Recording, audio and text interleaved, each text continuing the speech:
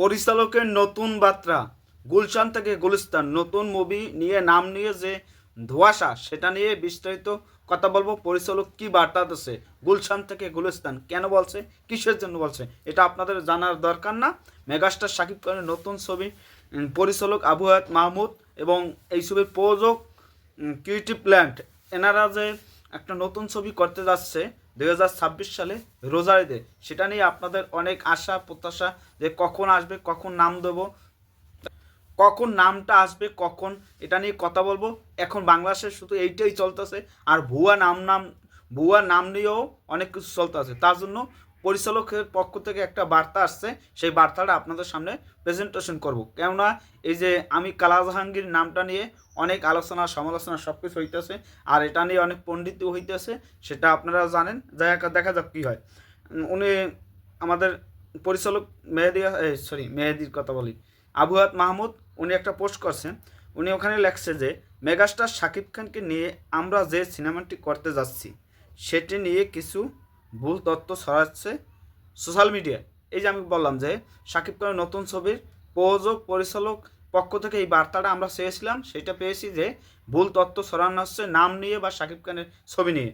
তারপর লেখছে সোশ্যাল মিডিয়াতে যা আমাদের দৃষ্টিগোচর হচ্ছে, দৃষ্টিকটু বা গোচর লেখছেন, গোচর, হ্যাঁ দৃষ্টিগোচর হচ্ছে, বলা হচ্ছে আমরা যে সিনেমাটি নির্মাণের উদ্যোগ নিয়েছি সেটি কালা জাহাঙ্গীর নামক ব্যক্তির জীবনী নির্ভর।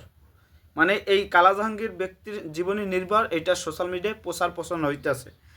তারপর লেখছে বলা হচ্ছে আমার যেটি সিনেমাটি নির্মাণ করতে যাচ্ছি সেটা কালা জাহাঙ্গীর নির্ভর।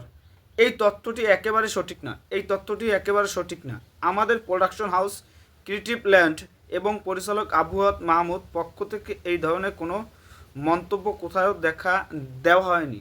মানে এই যে কথাগুলো যে কালা জাহাঙ্গীর চরিত্রে আসছে, শাকিব খান অমুক তমুক আসছে, সেটা নিয়ে কোনো কথা এখন তো পরিচালক প্রযোজক কোনো জায়গা বলেনি।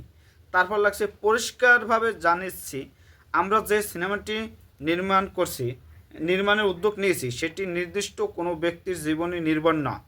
মানে এই যে সিনেমাটা তৈরি করবে এটা কোনো ব্যক্তির নির্দিষ্ট কোনো কিছু জায়গার সাথে মিল না, এটা নতুনভাবে নতুনত্ব নিয়ে তৈরি করা হবে এই শাকিব খানের নতুন ছবি। তারপরে আসতে যাচ্ছি সেই আপনাদের চমকপ্রদ নাম গুলশান থেকে গুলিস্তান, এটা নিয়েই আপনাদের কথা বলবো যে গুলিস্তান টু গুলিস্তান টু গুলশান সব ধরনের দর্শক উপভোগ কথা মাথায় রেখেই আমরা লার্জার দ্য লাইফ সিনেমাটি করতে যাচ্ছি। বড় স্কেলে লার্জার দ্য লাইফে এই সিনেমাটি করবে, আপনাদের মাঝে প্রেজেন্টেশন করবে। সিনেমাটি নির্মাণের উদ্যোগ নিয়েছি। এটি 90 দশকের ঢাকা কেন্দ্র করে গল্পটি এগাচ্ছে, যেখানে ক্রাইম, লাভ, অ্যাকশন, ইমোশন, ফ্যামিলি ড্রামা সব কিছুই থাকবে।